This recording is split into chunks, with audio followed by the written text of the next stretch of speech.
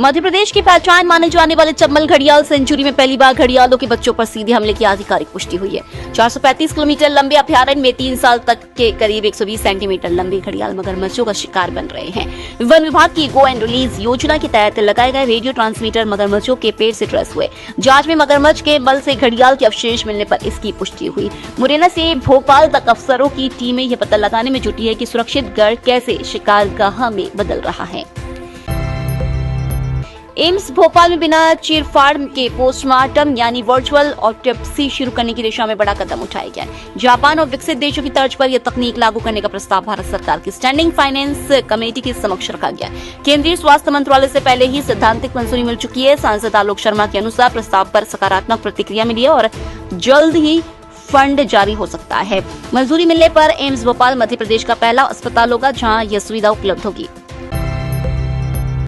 Railway के सेवानिवृत्त कर्मचारियों को सम्मान में दिए गए गोल्ड प्लेटेड चांदी के सिक्के अब विवाद में है। भोपाल रेलवे डिपो में सप्लाई किए गए 20 ग्राम वजनी सिक्कों की लैब जांच में केवल 0.23% चांदी पाई गई, जबकि मानक 99% है। जांच में सामने आया कि सिक्के तांबे के बने, प्रति सिक्का 2000 से 2200 रुपए प्रति कीमत मानी जा रही, जिससे रेलवे को भारी आर्थिक नुकसान की आशंका है। भोपाल की गांधी पार्क की 5 सोसाइटियों के रहवासियों ने अनसर्वेड लैंड को लेकर प्रशासन के दावों पर आपत्ति जताई है। रहवासियों का कहना है कि 1956 में शासन से रजिस्टर्ड सेल डीड के जरिए जमीन खरीदी गई थी। इसके बावजूद प्रशासन जमीन को सरकारी बता रहा है।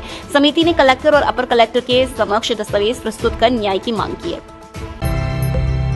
ग्वालियर में एक नाबालिग छात्र के कथित अपहरण का मामला 24 घंटे में सुलझ गया। छात्र के मोबाइल से पिता को फिरौती कॉल आने से हड़कंप मच गया था। जांच में सीसीटीवी और मोबाइल लोकेशन से पता चला कि कोई अपहरण नहीं हुआ था। पुलिस के सामने सख्ती के बाद छात्र ने खुद कहानी गढ़ने की बात कबूल की।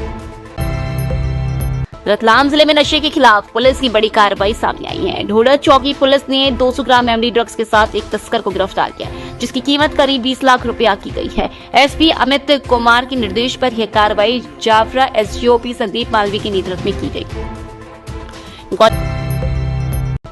पूरे मध्य प्रदेश में घना कोहरा और कड़ाके की ठंड जनजीवन पर भारी पड़ रही है। भोपाल, खजुराहो समेत कई शहरों में विजिबिलिटी 20 मीटर तक सिमट गई है।